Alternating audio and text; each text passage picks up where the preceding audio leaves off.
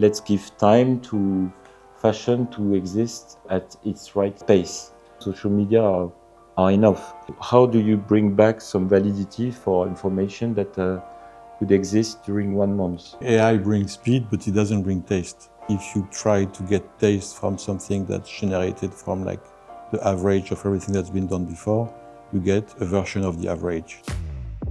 Hi Model.coms, I'm Mathias Augustyniak, one of the co-founders of MM Paris. And I'm Michaël Amzalag, the other co-founder.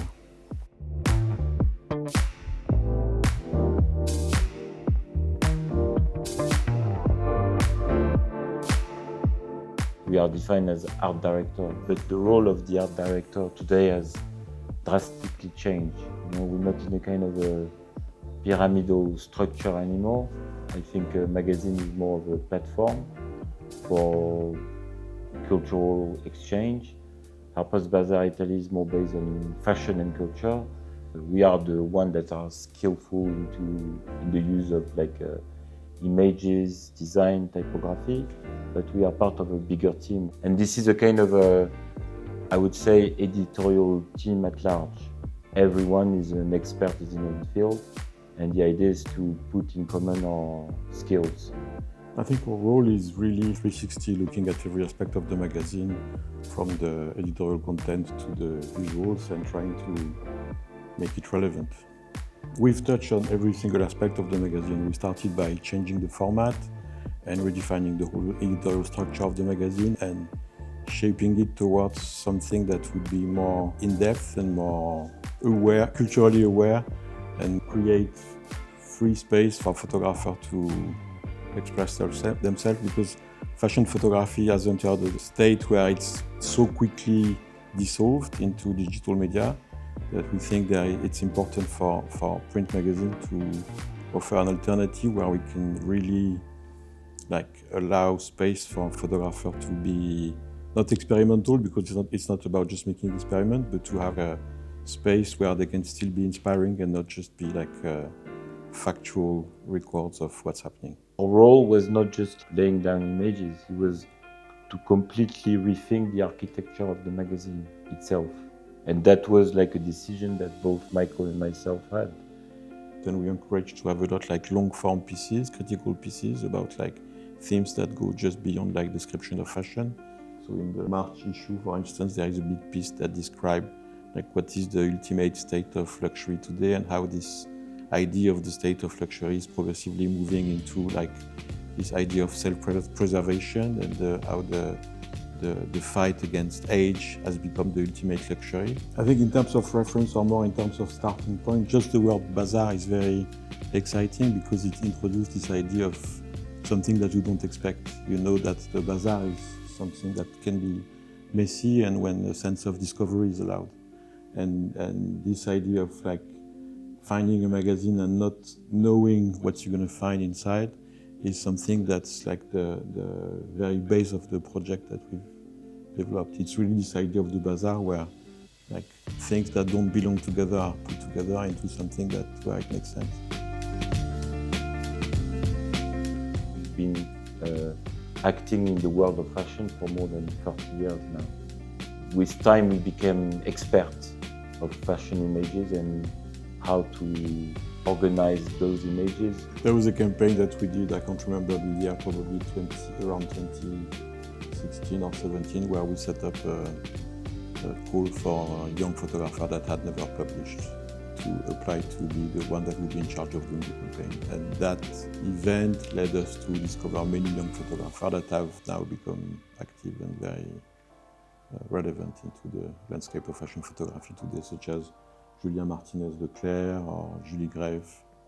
We were hired as simple art director for GW Anderson, but at one point we where we said, okay, we need something new to happen. And this was very successful and somehow at the end, it was very fruitful.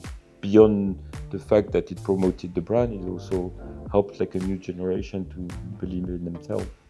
To give also the chance to there is this photographer, Clara Belleville, that we also discovered because she is the assistant of Paolo Roversi. We gave her first like story in like one of the recent issues, but also be able to work with like long-time collaborators like Ines Endimude or David Sims or Craig McDee or Alistair McLelland or Willy van der Peer. I mean, the first time we met Willy, it was here in the studio. He was introduced to us by Joe McKenna, and he said, "Oh, you should meet this amazing photographer." I'm giving names because there are big names in the fashion industry. They're often people that where you don't see the face, but they are the one that alterated or shifted the perception of fashion. This is why we also, as a kind of tribute, we made the decision to invite him to do the first cover of Harper's Bazaar on what are their responsibility, how do they act. They're not just magicians, they're also people that are working and that have also doubts or certitudes, and I think this is what we are trying to do. It's like, what is the industry of fashion today? So by redesigning the logo of Louis Vuitton, for instance, to helping Alexander McQueen when it was run by Sarah Burton, or making the brand Loewe with Jonathan Anderson, and then also with Nicolas Ghesquière, like the rebirth of Balenciaga. This is how we operated, for instance, for Loewe, where the first act of communication, the first ad was like republishing a page from Vogue that had been done by Stephan Moskovic, and then that was not like displaying any Loewe clothes. There was one girl reading in the page, and this is where after, later in the course of the life of the Loewe advertising, suddenly we promoted books. And by republishing books from the past, books that were free of rights, like Wuthering Heights, for instance, and those books were illustrated by images by Stephan Moskovic.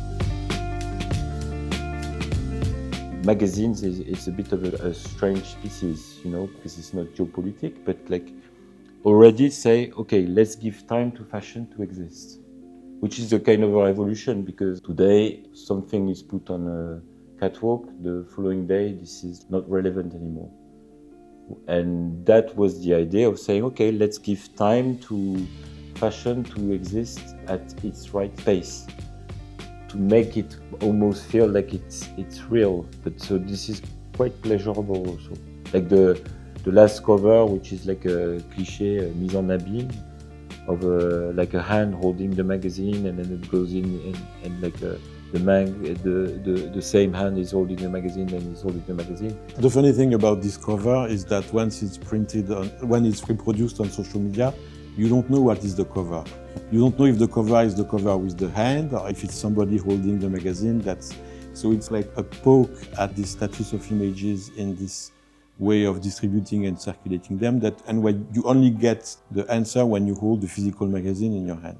And then you understand that it's actually a mise en abîme of the model holding the magazine that presents the model that's holding a magazine, etc., etc.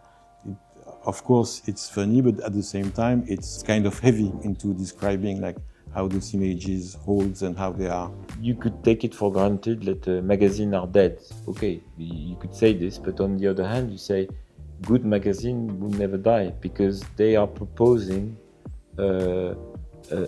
a time frame that none of the other objects that exist on planet Earth are proposing.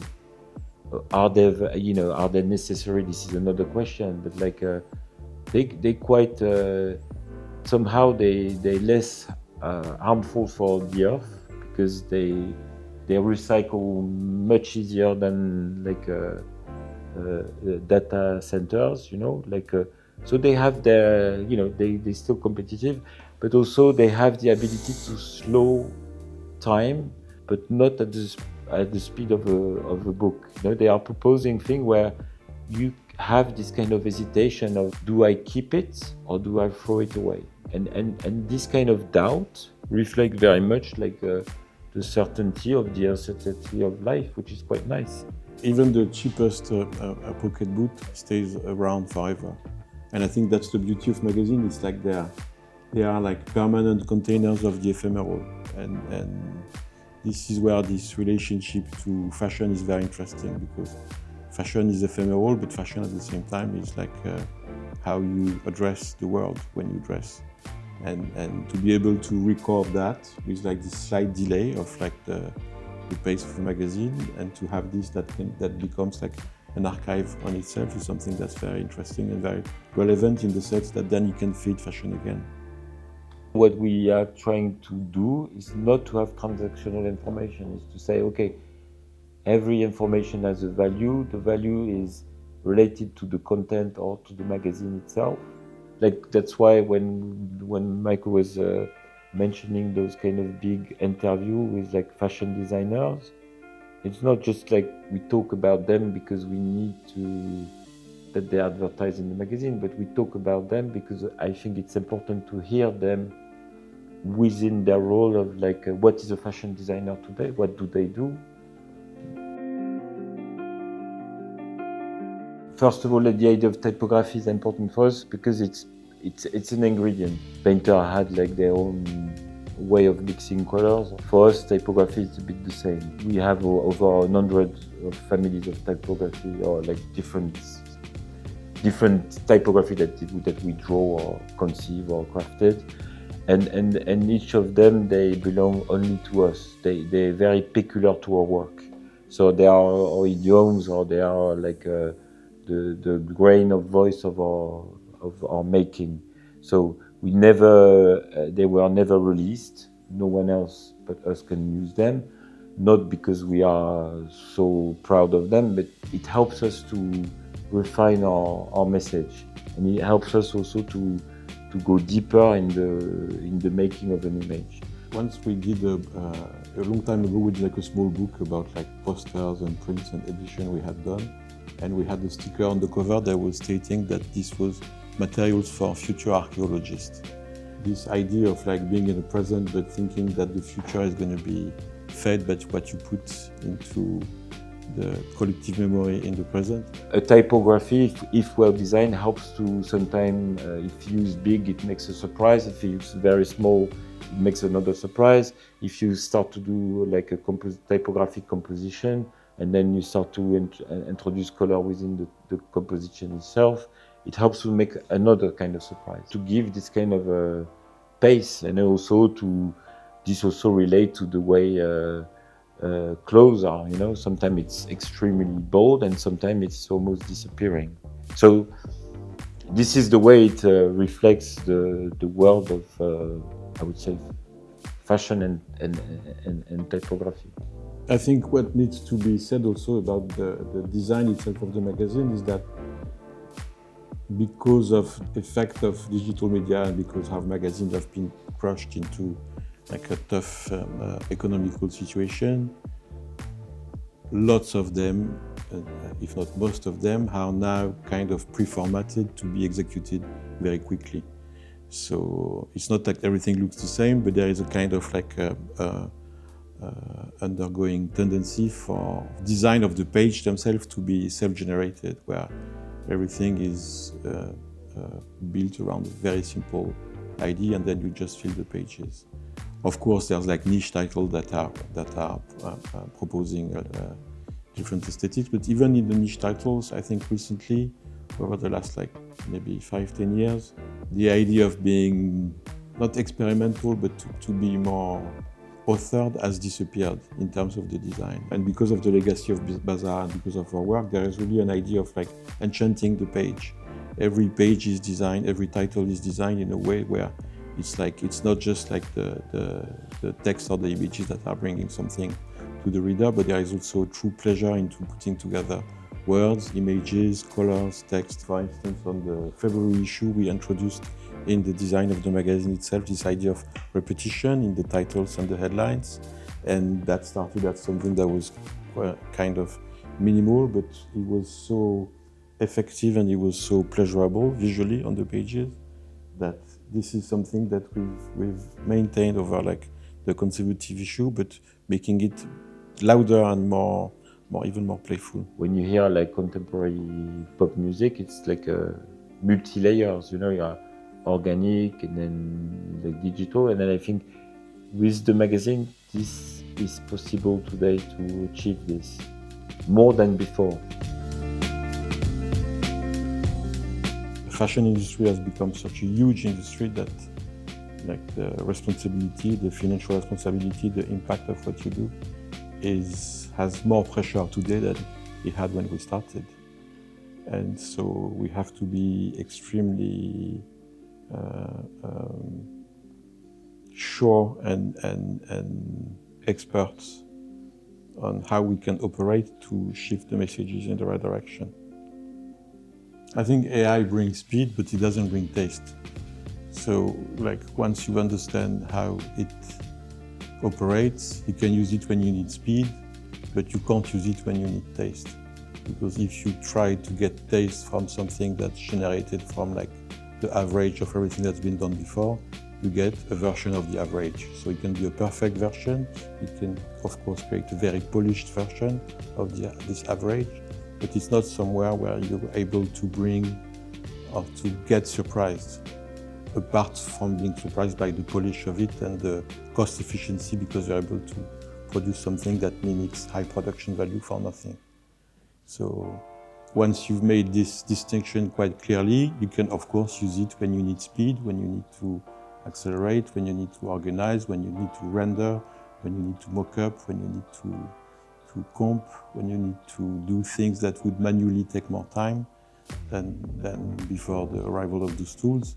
But as soon as you're questioning the intrinsic value of an image and its taste and how it stands and what it brings and its currency into like the current language, it fails.